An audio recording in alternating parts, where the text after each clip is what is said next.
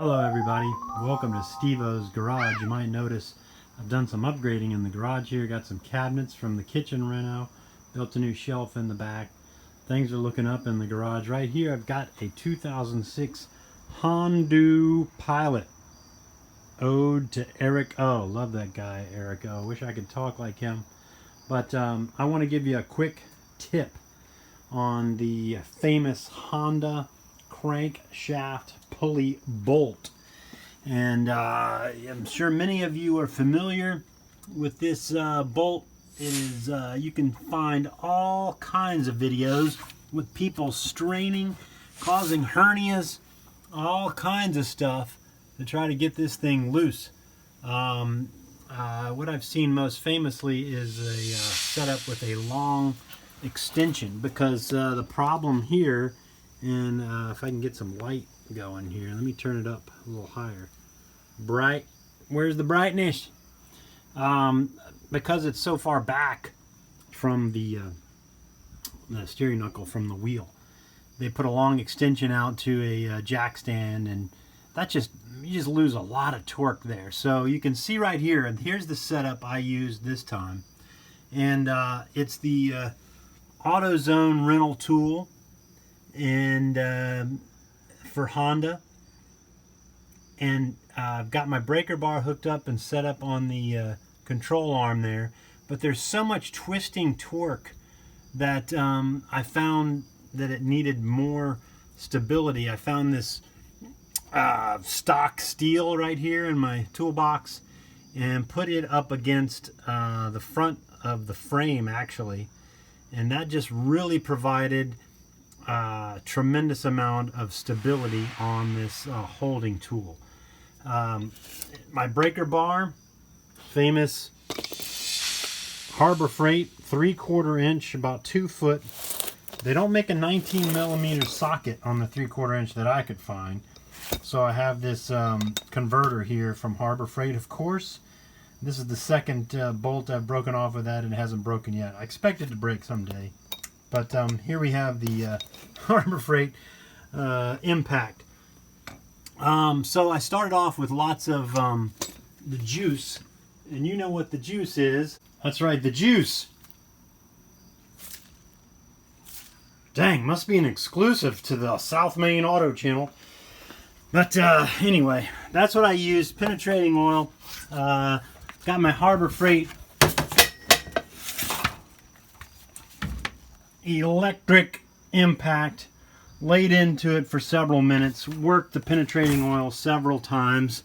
I didn't expect it to come loose, of course, but I just wanted to knock that corrosion in there as loose as I could. So you just work the setup so that you've got as steady as possible hold on this holding tool. And then I took my socket and angled it so that it would lay out about like, well, I can't even recreate it because the bolt's loose already. About like that, and you can see what I've got right here. Another Harbor Freight tool. Just can't get enough of those Harbor Freight tools. That's the 3-ton jack. You just jimmy it for a little bit until you get, you know, a good angle, and then you're going to crank that Harbor Freight 3-ton jack up, and you're going to lay this right on top.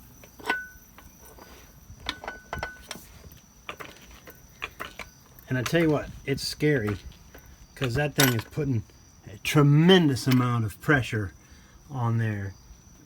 And you're going to run out of room, of course, up here with the frame. So that's why you got to keep jimmying the angle so you get just right, and you get enough torque, and you get enough steadiness out of this bar right here, because you can watch it all bend when you start jacking it up. And I got it up to the top.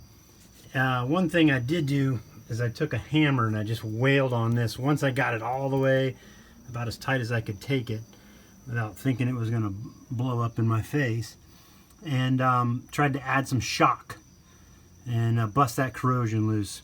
So I worked it a couple times. Getting this bar in the right place was really important. And finally, about at the top of the stroke, just before it was going to hit the frame, it broke loose. And it wasn't even a loud pop like you usually get. I was kind of surprised. You usually get a big bang.